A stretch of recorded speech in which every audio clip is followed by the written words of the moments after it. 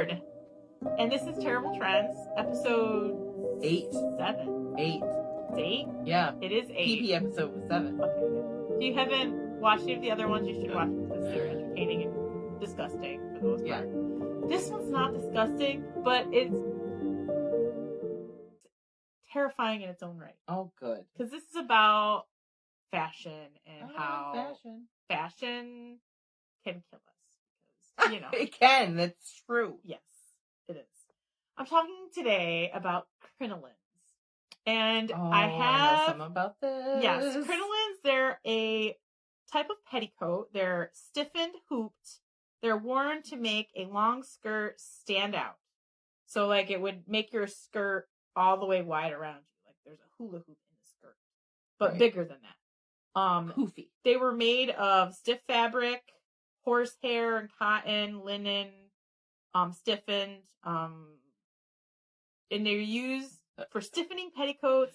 Jessica Brown says in our live, scratchy as shit. Yeah, well, yes, and it was like, at one point, they were at the peak of their trend, they were about 6 feet across. A dress in a door 6 feet wide. Like, how do you sit down? The circumference 6 feet. How do you pee pee? And poo poo? You just squat. Over a hole. Over a hole, yeah. So, yeah. And, they were popular in, like, the mid-19th century. Like, think that they were invented in around, well, they weren't invented. There was other types of this type of skirt. But crinolines themselves started in about 1840. And the word crin comes from the French word for horsehair, which is what they used to make them from. So, Can you imagine how uncomfortable that was? A horsehair scratchy as shit is right. Don't sit down. Because the undergarments scratchy back then shit, were different than ours. Yeah, they probably were bloomers, right? Yeah. Bloomers probably were made of linen. And they usually had a slit in the drawers. Yes, you could not have to pull them down to TV. So they weren't actually closed, so you get nice drafts up there in your business. I don't like any of that. In 1856, the horsehair, and sometimes they used whalebone, but that was replaced with a light frame of metal spring hoops. So your dress is made of metal hoops. Okay. And it was around. And the shapes changed too. Like, in the 1850s and 60s, this trend was so popular that it was adopted by ladies' maids and working class women, not just the rich people wore this. So it was like everybody was wearing this type of skirt. Working class people were wearing 6 feet wide skirts. Yes. Oh my god. Trying to, like, your maid cleaning your house was wearing a hoop skirt that didn't touch her body. Like, It was just like, she's trying to, like, dust your shelves and, like, clean your chamber pot wearing a hoop skirt. So how does she fit into a room? I don't think they might not have had them quite as elaborate. Big. Probably the more rich you were, the bigger they were. Yeah, there was a lot of, like, caricatures drawn in newspapers of women in skirts, and, like, they're, like, 12 feet wide, and the men are, like, people are giving them stuff on, like sticks so they could reach, paddles to get like, to the them. hoops are so big. But in the 1850s, it was a dome-shaped skirt, so it was mostly like a dome, It was almost bell-like, like a princess skirt. In the 1860s, it became more a pyramid shape, and by 1865, it started to get flatter in the front with the bump. Yep, and then eventually it just kind of morphed into a bustle. So it was just like the hips and the butt area where the cage was. So, like, you had a nice derriere. Nice pronounced buttock. Buttocks. Yes. And they eventually went out of fashion in 1878. But the thing about crinolines was it was estimated that between the late 1850s to the late 1860s, around 3,000 women were killed in crinoline-related fires. Oh my god! 3,000 women? Yes. And they said it was like 30 women in 1 month, and according to the newspapers in England, died from fires. Funny. Why am I laughing? Fires caused by their dresses. That's horrible. A lot of it was because, like, they used candle to see. Oh, they're cleaning the hearth, and they walk past the hearth, and they have a 6-foot wide hoop skirt. Like, they don't realize how big it is because it's not touching them, and they constantly were catching on fire. And because the fabric was made of flammable material that was airy, think like tutus. Like ballerina tutus Yeah. is what these dresses were made of. They just like, it's like you're a candle and your dress is a cone, and yeah, they couldn't run. They couldn't stop, drop, and roll because their skirt impeded them. No. And women would run to help them, and they would be engulfed in flames. So sometimes you see articles where 9 women were killed. Oh my god! From a fire caused by one woman's dress. They didn't know to get a blanket. Yeah, there was some orchestra hall in England where 9 ballerinas died from a crinoline related fire. One of them caught on fire, and the other ones tried to save her, and they all my god! They all died. I'm sorry if you catch on fire, crinoline fire. I'll go find a blanket and put it on you, throw it at you. They said it was an average about 3 deaths a week due to crinoline fires. 3 deaths a week. You'd think that would stop you from doing it. Yes. It was and the Times reported, and I believe this was the London Times reported on the 13th of February in 1863. 14-year-old kitchen maid Margaret Davy was killed when her skirts caught on fire, and she died from her burns. And this was when she was working as a maid, cleaning the hearth, and her skirt caught on fire. Because one little ash. Yes, rolls out. Yes, could get you. And in that same year, 16-year-old Emma Maston died from a kitchen fire ignited by her crinoline, like in her home. And there's some famous people that also died from crinoline fires. Emily and Mary Wilde, who were the half-sisters of Oscar Wilde. Oh.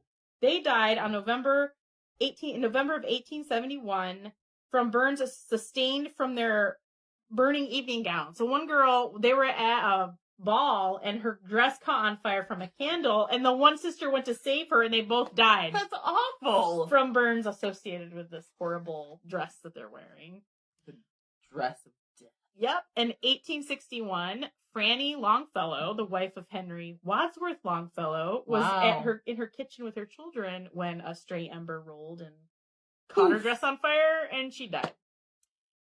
Not only fire was a problem here with these dresses. Yes. In 1864, Anna Rawlinson died from injuries sustained after her crinoline was caught in a revolving machinery shaft in a mangling room at the Firwood Bleach Works. So she's wearing this dress to work.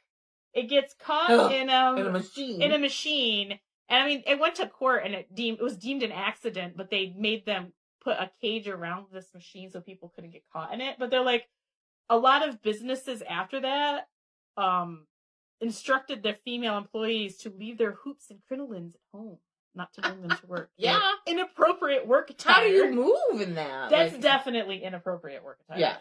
Yeah. Let girls wear their spaghetti scratch tank tops. That's fine. But you're not going to catch on fire. But hoops that get caught in machinery and kill you, not quite so good. No. Crinolines also would tangle in carriage wheels and cause their wearers to be toppled over in high winds. So you're outside with this huge hoop skirt and a wind comes along and blows you over. There is like a famous daughter of a duke or a marquisate that was trying to climb over something and tripped and fell over, and her hoop skirt blew up, and she had red pantaloons on, and it was like a scandal. She had red knickers on underneath her dress. How dare! How scandalous! Scandalous. But it's so funny. Red knickers. Yeah, and I know the church, there was ministers who preached against the wearing of crinoline. It was if you wore crinolines, you weren't a Christian. Oh, you're that type of thing. Loose woman. Yes, because grandma would bend over and you'd see all her business. Oh, because of the way it pushes up the back and the front goes, Yes. But a lot of women saw it as a freeing garment, because before this they would wear layers and layers and layers of petticoats that were hot and they restricted your movement. So when they invented the crinoline, it gave the same look as multiple petticoats, but you can move around and catch yourself on fire much easier. That's good. Yeah, the reason why you didn't catch on fire with the other type of skirt is because you couldn't move. You weren't going anywhere. No, and it was smothered, Yeah, and plus it's not made of hair. Hair goes up a lot quicker than just cloth. Yes. Let me wear some of this flammable material and stand next to it. And how about we spray a bunch of hairspray on it I know we don't have it, but a flammable fluid on it. But yeah, there the advantages were, it was cooler than traditional layers of petticoats, and in America, during the Civil War, Southern women would smuggle goods in their crinolines. If they wanted to, like, run the blockade, like, where they were cutting off supplies to the troops. Yes. Women are smuggling goods in their crinolines. One lady, this is a list of all the things she smuggled at one time under her skirts, under her crinoline. The following items were inside of her hoop skirt: a roll of army cloth, several pairs of cavalry boots, several pairs, a roll of crimson flannel, like we're talking a roll of fabric. Oh my god. Yeah. Packages of gilt braid, sewing silk, cans of preserved meat, and a bag of coffee in her skirts. That all fit under there. Maybe we should start wearing them and just go to the store and just, like, put your skirt over top of things, and you're like, whoops, I didn't even know it was there. Colleen's planning out her shoplifting. Yeah, wearing my big crinoline skirt and lifting it on top. Even if you have a crinoline on. And then you could be like, oh, how did that happen? I didn't see that. Keep track of your children, just put them under your skirt. Yes. They literally looked like a bird cage. Like, before they had the clothes, it was like wire caging. Like, these women thought of it as a freeing garment, and they were literally in a cage. Yeah.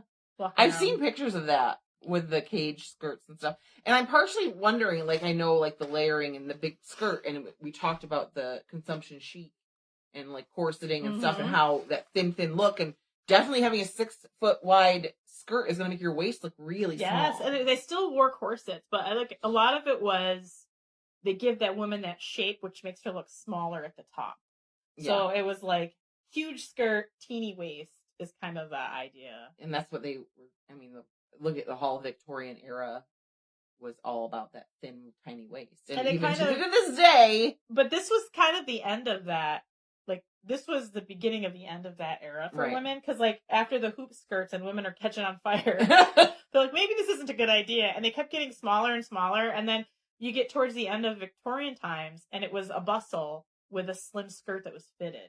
Yeah, like a pencil skirt, kind of. Right. And it was like the bustle in the back. So it was giving more to the womanly shape, in other words. And then from there, like, they thought they were going to see a resurgence in crinoline in, like, the early 19th century, like the early 1900s. But then thank God for the flapper, because they changed style for women, like, in forever. general, and they liberated women. They really did, because of, like, they didn't wear corsets. They wore a sheet dress. Like, how much more comfortable could you get? I know. And they dance with a shimmy. With a little fringe. Yeah. I like it. So it was very, like, a big skirt to hide my butt. Yeah, well, there you go. And smuggle snacks. That's how you get into the movie theater, is you smuggle your snacks in your crinoline. That's right, your crinoline skirt. So, my question is, what was the purpose of the bustle? It was to accentuate your Just hips. to make your hips look bigger. Yeah, it was, like... There was no, like, just like everything else back then for women's fashion, there was nothing practical reason, like, they didn't protect their butt from bumpy rides or something. No, it was just a fashion thing because they thought it was attractive. Yeah. To make the woman, her waist look small and her hips look big. I don't need a bustle. I have my own bustle. I do need a bustle. I have all boobs and tummy, but no booty or hips.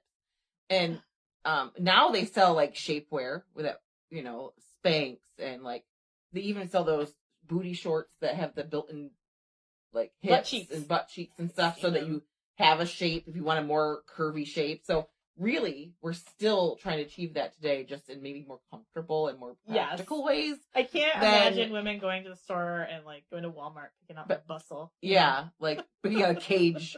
I'm gonna wear my cage. They literally look like a bird cage. Yeah, like they were the same shape. Yeah, and, like, with the I've seen those pictures. It's crazy. I was just thinking, like, I really like I've been, like, buying and, like, collecting belts, like, for a little bit, just because I like to wear with different dresses. You throw a belt on it, changes the look. But I really like the wide belts, and, like, they sell, like, these, like, corset like belts, but they're super stretchy and comfy. So you can get that